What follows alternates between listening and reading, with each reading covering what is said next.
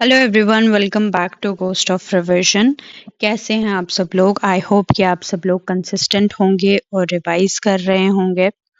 अभी तक हमने स्टैटिस्टिक्स के 10 लेक्चर कवर कर लिए हैं, जिसमें आपका 50% सिलेबस कवर हो चुका है स्टैटिस्टिक का।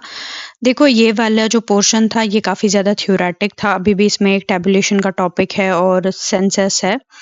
वो वाला पोर्शन थोड़ा सा आपका थ्योरेटिक है। उसके बाद ये कवर करने के बाद हम आएंगे अपने प्रैक्टिकल पोर्शन की तरफ, जिसमें आपको बहुत सारे न्यूमेरिकल्स वगैरह सॉल्व करने होंगे। सो अभी तक हम क्या क्या कर चुके हैं? अभी तक हम कंप्लीट कर चुके हैं आपका डेटा का पार्ट, कलेक्शन का पार्ट, ठीक है।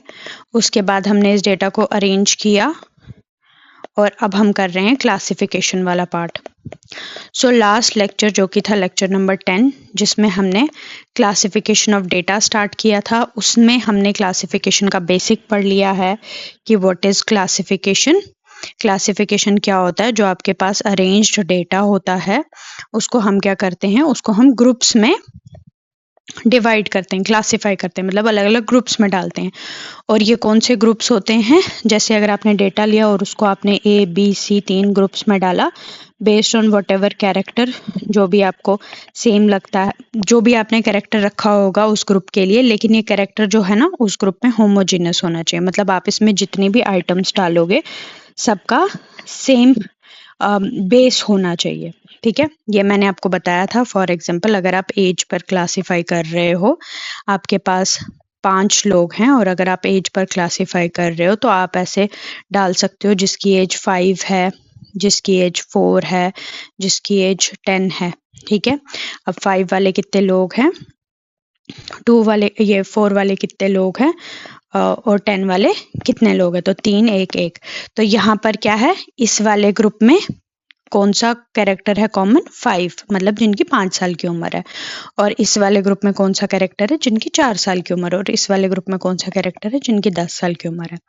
तो इन शॉर्ट ये हमारे पास क्लासिफिकेशन का मतलब क्या होता है? क्लासिफिकेशन का मतलब होता है जब हम डेटा को क्लासिफाई करते हैं ग्रुप्स में जिनका कैसा कैरेक्टर हो, होमोजीनियस, एक सा, ठीक है।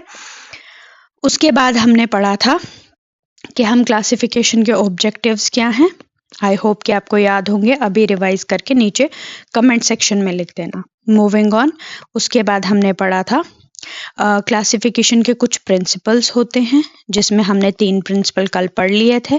पहला कौन सा था? Exhaustive principle. दूसरा था म्यूचुअली एक्सक्लूसिव। और तीसरा प्रिंसिपल था होमोजेनिटी का, ठीक है, होमोजेनस होना चाहिए।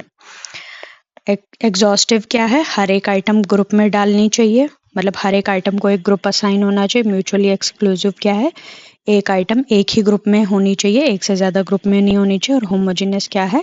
जो ग्रुप आप बनाओगे उसमें जितनी भी आइटम्स हो उनका सेम कैरेक्टर होना चाहिए। चलिए मूविंग ऑन, अब हम मूव ऑन करते हैं और अगले प्रिंसिपल्स की तरफ जाते हैं। So next principle is principle of stability. The basis of classification should remain unchanged for a reasonable period of time. ठीक है, देखो अब मैं आपको एक इसकी एग्जांपल देती हूँ क्या है। अगर आपने एक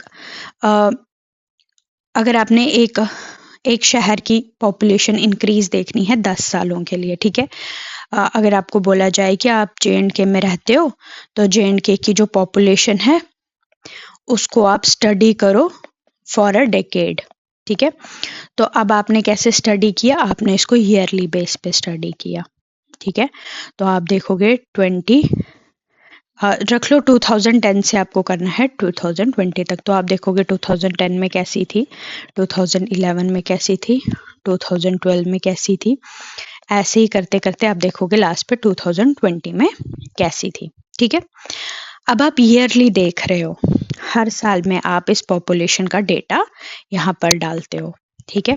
इसमें आप देख, जैसे समझ लो सेंसस हो रहा है आपका, तो आप इसको ईयरली कंडक्ट कर रहे हो, पॉपुलेशन देख रहे हो कितने मेल हैं, कितने फीमेल है, कितनी सेक्स रेशियो वगैरह, ये सब कुछ।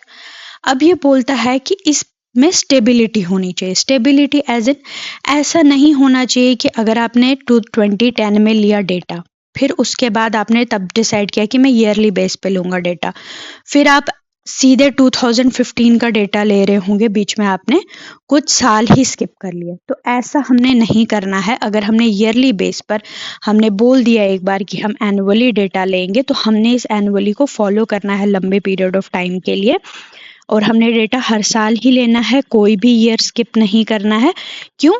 ताकि आपका जो डेटा हो वो मतलब आपकी जो क्लासिफिकेशन की बेस है वो अनचेंज रहे। आपने यहाँ पर क्लासिफिकेशन किस बेस पे की है? हमने J&K की पॉपुलेशन चेक की है, बट हमने क्लासिफाई किस बेस पे किया है? ईयरली बेस पे, मतलब हम सालाना देखेंगे। ये जो टाइम वाली क्लासिफिकेशन होती है वो कौन सी होती है? क्रोनोलॉजिकल।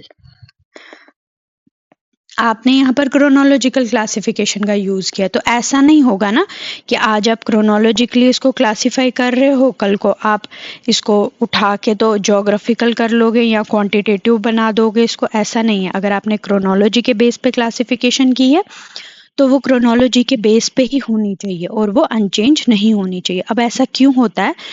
Ensures comparability. अगर आप 2010 का डेटा ले रहे हो और उसमें देख रहे हो आपकी पॉपुलेशन में मेल कितने हैं और फीमेल कितने हैं, तो 2012 में भी आप ले रहे हो, देख रहे हो मेल कितने हैं और फीमेल कितने हैं, बट बीच में तो 11 का डेटा है ही नहीं, तो 2011 में क्या हुआ ये तो आपको पता चलेगा ही नहीं। इसीलिए क्या करना है, अगर आपने ईयरली प्लान बनाया है लेने का तो आप ईयरली ही करोगे इसको। आपने अपना क्लासिफिकेशन का बेस चेंज नहीं करना है। इसकी मैं एक और एग्जांपल दे देती हूँ। देखो, अगर आपने डिसाइड किया कि आप अपनी पॉपुलेशन को डिवाइड करोगे मेल और फीमेल में, ठीक है, मेल और फीमेल में, मतलब अगर आपको ये कहा जाएगा कि आप एक काम करो, आप चेक करो कि यहाँ पर कितनी मेल और फीमेल की पॉपुलेशन है, ठीक है, तो आप क्या करोगे, आप मेल और फीमेल में अपनी पॉपुलेशन को डिवाइड करोगे। ठीक है, आपने 2010 में क्या किया, मेल और फीमेल में अपनी पॉपुलेशन को डिवाइड कर दिया। अब 2011 आया, तब आपने बोला नहीं, मैं मेल और फीमेल में ही नहीं करूंगा, मैं इसको यंग और ओल्ड में करूंगा कि कितने लोग यंग है कितने लोग ओल्ड है। या 2012 में मैं एक काम करता हूँ, मैं लिटरेट और इलिटरेट पीपल में कर लेता हूँ। मतलब यहाँ पर आप जेंडर को बेस अपना बना रहे हो, ठीक है, यहाँ आप एज को बेस बना रहे हो और यहाँ आप एजुकेशन को बेस बना रहे हो या लिटरेसी को बेस बना रहे हो। ठीक है, तो ऐसा नहीं करना है, बिकॉज अगर बाद में मुझे कंपेयर करना होगा तो मैं इसको और इसको कैसे कंपेयर करूंगी? इसमें तो मुझे पता चल रहा है मेल फीमेल कितने हैं, बट अगर यहाँ पर मुझे 2011 में देखना होगा मेल फीमेल कितने हैं, ये मुझे पता नहीं चलेगा। इसलिए अगर आपने अपनी क्लासिफिकेशन की कोई बेस सिलेक्ट की है उसको चेंज नहीं करो, सो दैट हमारा डेटा जो है वो कंपेरेबल रहे। देखो, एग्जाम्पल है यहाँ पे, if population is classified by 0 to 14, 15 to 59 and 60 plus, the same age group should be used in later years. वही मैंने बोला आपको कि अगर हमने पॉपुलेशन हम कवर कर रहे हैं 10 ईयर्स की, ठीक है, और हमने क्राइटेरिया क्या पकड़ा, हम 3 ग्रुप बनाएंगे, ए बी और सी। इसमें हम रखेंगे 0 से 15 वाले, इसमें रखेंगे हम 15 से 59 वाले और इसमें रखेंगे हम 60 प्लस। ये हमने 2010 के लिए किया। अब ये डेटा तभी यूजफुल होगा जब हम 2011 में भी ये करेंगे, 12 में भी ये करेंगे, 13 में भी ये करेंगे, हर साल यही करेंगे। अदरवाइज अगर हमने 10 में ये किया, 11 में हम बोलेंगे नहीं, अब हम 2 ही ग्रुप बनाते हैं, ए और बी। ए में रखते हैं 0 से 15 और बी में रखते हैं 15 से जितने भी फिर अबव आ गए, ठीक है, जितने भी। तो इसको और इसको हम आपस में फिर कंपेयर कैसे करेंगे? ठीक है, ये आ गया आपका प्रिंसिपल ऑफ स्टेबिलिटी। यहाँ तक आप लोगों को आई होप क्लियर हो गया होगा। ये प्रिंसिपल अच्छे से तैयार करना इंपॉर्टेंट है। मूविंग ऑन, अगला प्रिंसिपल है प्रिंसिपल ऑफ क्लैरिटी या definiteness. Classes should be clearly defined, leaving no scope for confusion. आप जो भी क्लासेस बनाते हो वो क्लियरली डिफाइंड होनी चाहिए और कोई स्कोप नहीं होना चाहिए कंफ्यूजन का। देखो, अब मैं एक बात बताती हूँ आपको, इसका एग्जाम्पल लो। आपको एक स्टडी करनी है एक नेबरहुड में कि कितने लोग ऐसे हैं जो मतलब कितने लोग ऐसे हैं जो दिन में 3 वक्त की रोटी खा पाते हैं, 3 टाइम मील जो खा सकते हैं, ठीक है, या 3 टाइम मील जो है वो अफोर्ड कर सकते हैं। अब ये किस बेस पे होगा कि उनकी अर्निंग क्या है। अब कोई अगर इतना कमा पा रहा है, जो अर्न इतना कर रहा है कि जो एफर्ट कर सके ये चीज़ें खरीदना, तभी हम बोल पाएंगे कि वो खा पाएगा जब इतना अर्न करना कर सकेगा। बट आप अपनी स्टडी का क्राइटेरिया क्या लेते हो? आप लेते हो क्राइटेरिया रिच और पुअर। अब ये तो पता ही नहीं है आपको कि रिच कितना रिच। किसी के लिए 10 लाख मंथली अगर वो अर्न कर रहा है पर मंथ, वो रिच है, ठीक है। किसी के लिए 1 लाख अगर कोई पर मंथ अर्न कर रहा है, वो रिच है। किसी के लिए अगर कोई 1 CR भी अर्न कर रहा है तो वो भी रिच नहीं है। अब अंबानी की नजर से देखोगे तो ये रिच नहीं है। अच्छा जी, पुअर तो कितना पुअर?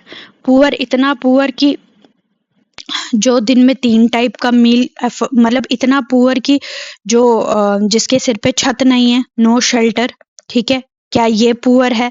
क्या वो पुअर है जो बाहर जाना एफर्ड नहीं कर सकता है, मतलब बाहर जाके पढ़ना, एजुकेशन अच्छी प्राइवेट कॉलेजेस में नहीं जा पा रहा है, तो वो पुअर है। तो अगर आप ऐसी क्लासिफिकेशन को लेते हो जिसको आप डिफाइन ही नहीं कर सको, जिसका प्रॉपरली आप कोई डेफिनेट ही नहीं निकाल सको कि क्या, जैसा क्लियरली डिफाइन नहीं कर सको, तो ये भी सही नहीं है। आपको क्लासिफिकेशन करते टाइम जो अपनी क्लासेस बनानी है वो डेफिनेट होनी चाहिए। तो अगर मैंने ये स्टडी करना है नेबरहुड कि कितने घर जो हैं 3 टाइम मील एफर्ड कर सकते हैं, तो वो डिपेंड करेगा उनकी अर्निंग पे।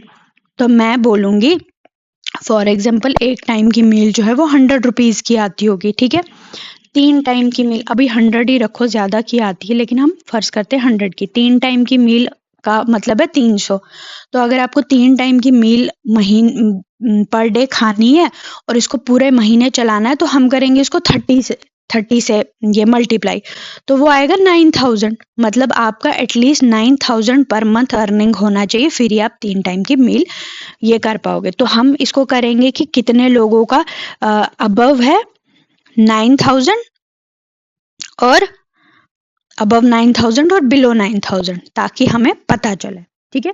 ये मैंने आपको इससे आपको साफ पता चलेगा कि वो कर पा रहे हैं या नहीं कर पा रहे हैं। और ये डेफिनेटिव क्लास है, मतलब एक्यूरेटली आप इसमें उन लोगों को रख सकते हो जो 9000 कमा पा रहे हैं, और इसमें आप उन लोगों को रख सकते हो जो नहीं कमा पा रहे हैं। ऐसे कोई एम्बिगस नहीं है, एम्बिगस मतलब अनक्लियर सा नहीं है, ठीक है। इसकी मैं आपको एक और एग्जांपल देती हूँ। अभी हम बोलते हैं कि आपको मैं बोलूँगी कि यहाँ पर आपकी क्लास में कितने बच्चे हैं जो इंटेलिजेंट हैं, ठीक है। अब हम ऐसे तो इंटेलिजेंस का कोई वो नहीं लगा सकते हैं, किसी में इमोशनल इंटेलिजेंस होती है, किसी में कोई एकेडमिकली काफ़ी इंटेलिजेंट होता है। अब हम ऐसे तो डिफाइन नहीं कर सकते ना। अब मैं कैसे लगाऊंगी इसकी, अगर मैं क्लासिफिकेशन लगाऊंगी कि इंटेलिजेंट और अनइंटेलिजेंट, तो मुझे कैसे पता है कौन इंटेलिजेंट है कौन इंटेलिजेंट नहीं है। इसीलिए फिर हम इसको किस बेस पे करते हैं डिसाइड? हम करते हैं डिसाइड एग्जाम परफॉर्मेंस पर, ठीक है। एग्जाम परफॉर्मेंस हो गई और स्कूल एक्टिविटीज़ में कैसा पार्टिसिपेट किया, तो हम उस बेस पे लगाएंगे कि ये बच्चा अगर पास हो रहा है हर एक्टिविटी में, तो हम ऐसे बोल देते कि ठीक है ये इंटेलिजेंट है। मतलब कोई इमोशनल एक्टिविटी, मतलब बहुत सारे डायमेंशंस हम चेक करेंगे, सोशली कैसा है, एथिकली कैसा है, तो हम बोलेंगे हाँ भाई इसमें है इंटेलिजेंस। तो वैसी ऐसी क्लासेस नहीं बनानी है जो एम्बिगियस है, जिसका पता ही नहीं है कि इसमें बच्चा आ भी सकता है नहीं आ सकता है, जिसमें मतलब आपको ऐसी क्लासिफिकेशन नहीं करनी है जिसमें आप अपना आइटम डालने में कंफ्यूज हो जाओ, ठीक है। ओके चलो देखो, यहाँ पर भी एग्जाम्पल है पुअर और रिच वाली। वही मैंने बोला, पुअर किसको आप बोलोगे और रिच किसको आप बोलोगे, ये आप डिफाइन तब तक नहीं कर सकते हो। हाँ, इनकम के बेस पे देखोगे कि ये इनकम है, अगर इससे कम है क्या ये रोटी कपड़ा मकान एफर्ट कर सकता है या नहीं। अगर ये नहीं कर सकता है तो हम इसको पुअर कहेंगे, ठीक है, moving on. Next is your principle of flexibility. अब ये फ्लेक्सिबिलिटी क्या होता है? देखो, classification should be capable of modification और expansion when new conditions arise. देखो, अभी क्या होता है, आप क्लासिफाई कर लो, आपकी जो क्लासिफिकेशन होती है ना वो ऐसी होनी चाहिए कि अगर कल को कोई न्यू आइटम आ जाए, ठीक है, कोई न्यू आइटम आ जाए, वो आपकी क्लासिफिकेशन में ऐड हो सके। समझना आप इस बात को, वो आपकी क्लासिफिकेशन में ऐड हो सके। देखो, creating new income slabs when wages increase. आपने टैक्स देखा है ना, टैक्स स्लैब कैसे होते हैं? जैसे अभी जीएसटी का देखा होगा 0%, फिर 18% है, 28%, मतलब अलग अलग परसेंटेज है। अभी अगर कोई भी ये सरकार चाहती है तो इस टैक्स स्लैब को इंक्रीज करती है, और सरकार चाहती है तो इस टैक्स स्लैब को डिक्रीज करती है। अब ये क्या है? टैक्स स्लैब क्या है? फ्लेक्सिबल है। क्या है? फ्लेक्सिबल है। इसको स्टिफ करके नहीं रखा है, मतलब ऐसे हमने फिक्स करके नहीं रखा है कि हम इसमें चेंजेस ना कर सके और नई आइटम्स को इंट्रोड्यूस ना कर सके। इसलिए जो हमारी क्लासिफिकेशन है ना वो भी ऐसी ही होनी चाहिए, वो फ्लेक्सिबल होनी चाहिए, उसमें हम नई चीजें इंक्लूड कर सकते होने चाहिए। जैसे देखो, अभी हमारे पास एक पॉपुलेशन होती है, मतलब आपकी क्लास में बच्चे हैं, ठीक है, स्टूडेंट्स हैं आपकी क्लास में। अभी आपको बोलेंगे जेंडर के बेस पे इसको क्लासिफाई करो, ठीक है। अब पहले तो स्कूल्स में 2 ही जेंडर होते थे, मेल और फीमेल। अब लेकिन आपकी क्लासिफिकेशन ऐसी होनी चाहिए कि देखो, अब आपको पता भी होगा बहुत सारे स्कूल्स में 3rd जेंडर भी कर दिया गया है, ठीक है, जो आपके 3rd जेंडर वाले लोग हैं उनके लिए, ठीक है। तो अब आप जब क्लासिफाई करोगे तो हर एक आइटम आ जाएगी ना इस क्लासिफिकेशन में, जो 3rd जेंडर वाले हैं वो भी आ जाएगी। तो ये वाली क्लासिफिकेशन क्या होगी? ये वाली क्लासिफिकेशन फ्लेक्सिबल होगी, और आपकी जो क्लासिफिकेशन है वो फ्लेक्सिबल होनी ही चाहिए, ताकि कभी अगर ऐसी कोई सिचुएशन आ जाए, कोई कंडीशन आ जाए, मतलब जैसे देखो यहाँ पर इकोनॉमिक और सोशल कंडीशंस जो होती हैं वो चेंज होती रहती हैं वक्त। पहले थोड़ी ना था 3rd जेंडर को पहले अलग से ये ही नहीं करते थे, बट अब इनको भी आपने देखा होगा फॉर्म वगैरह फिल करते हैं, वहां पर भी होता है इनके लिए अलग से एक क्राइटेरिया होता है, ठीक है। तो आपकी क्लासिफिकेशन भी ऐसी होनी चाहिए जिसमें सारी आइटम्स इंक्लूड हो सके। कल को नई सिचुएशन कोई आए तो ऐसा ना हो कि कोई भी इंसान इंसान तो छोड़ो, कोई भी आइटम, क्योंकि हम स्टैटिस्टिकल वे से देख रहे हैं, तो कोई भी आइटम पीछे रह जाए। आई होप आपको यहाँ तक समझ आया होगा। Moving on to next principle. देखो, अब ये प्रिंसिपल लास्ट प्रिंसिपल है हमारा। देखो, प्रिंसिपल ऑफ सूटेबिलिटी और relevance. The method of classification must be appropriate to objective of study. Wrong classification leads to wrong conclusions. देखो,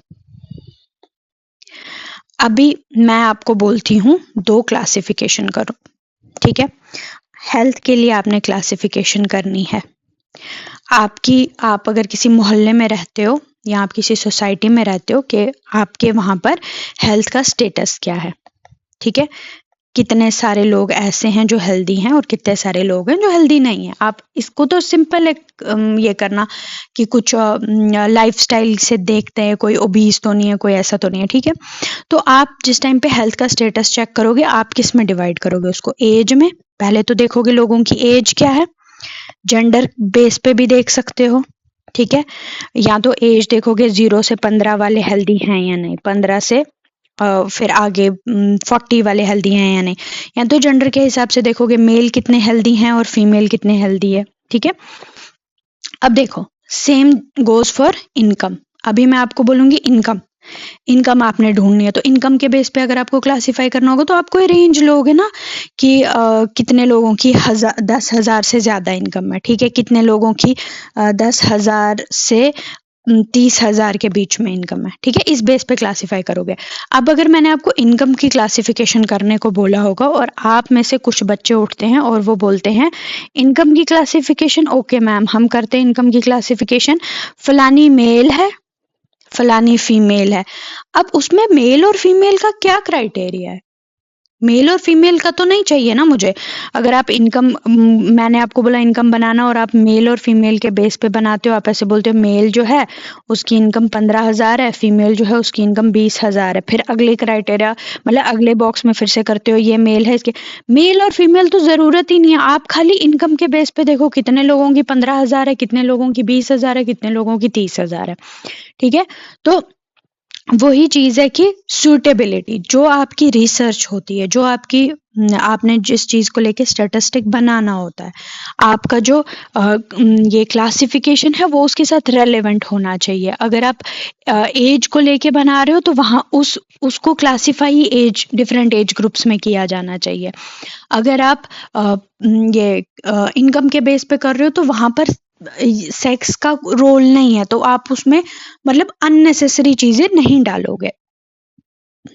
देखो जैसे यहाँ पर सेम इसने लिखा है for studying health classify by age और सेक्स, जहाँ पर आप हेल्थ देख रहे होगे बिकॉज मेल और फीमेल का डिफरेंट डिफरेंट बायोलॉजिकल प्रोसेसेस जो हो रहे होते हैं उनकी बॉडी में वो डिफरेंट होते हैं, तो वहाँ पर तो जेंडर और एज और सेक्स का कुछ काम है। लेकिन अगर आप इनकम पढ़ रहे हो तो वहाँ पर सेक्स का कोई काम ही नहीं है, वहाँ पर क्लासिफिकेशन सिंपली अर्निंग से कर लो, अपना काम क्यों बढ़ाना है। सो ये थे क्लासिफिकेशन के प्रिंसिपल्स। ये प्रिंसिपल्स बहुत इंपॉर्टेंट है, म्यूचुअली एक्सक्लूसिव प्रिंसिपल पर क्वेश्चन भी आया है। ये प्रिंसिपल्स ये यही होता है ना, बिटवीन द लाइंस क्वेश्चन आते हैं, तो आपको ये बिटवीन द लाइंस पता होना चाहिए। इन प्रिंसिपल्स को अच्छे से याद करो, इन पर मैं एमसीक्यूज भी डालूंगी और एमसीक्यूज को काइंडली प्रैक्टिस करो, वो बहुत इंपॉर्टेंट है आप लोगों के लिए। ये साथ के साथ प्रिंसिपल्स, एटलीस्ट इन सारे प्रिंसिपल्स के जब कंप्लीट हो जाएगा ना, मतलब जैसे आज आपका क्लासिफिकेशन का टॉपिक कंप्लीट हो गया, तो इन नहीं सॉरी अभी कंप्लीट नहीं हुआ, अभी मुझे आपको इसकी टाइप्स पढ़ानी है। आपके प्रिंसिपल्स ऑफ क्लासिफिकेशन कंप्लीट हो गए हैं, तो ये सातों के सातों प्रिंसिपल्स का एटलीस्ट नाम तो कमेंट बॉक्स में लिख लो, इतना तो अपने एंड से प्रैक्टिस कर लो और बहुत ज़्यादा मेहनत करो बिकॉज बहुत बच्चे आपसे आगे हैं। कंपटीशन का मतलब ही यही होता है कि आपको कुछ करना होता है, compete करना होता है। ठीक है, ऐसे इतना लाइटली नहीं लो, पढ़ो, पढ़ाई करो, कोई प्रॉब्लम है, कोई कंफ्यूजन है कमेंट सेक्शन में बताओ, और टेलीग्राम ग्रुप को ज्वाइन करो, कोई भी अपडेट है या इन सब के पीडीएफ्स वगैरह के लिए टेलीग्राम ग्रुप को ज्वाइन करो। Thank you for watching this video. I hope कि आप रिवाइज कर रहे होंगे, कंसिस्टेंट रह रहे होंगे और बने रहिए कोस्ट ऑफ रिविजन के साथ। I will be back with types of classification.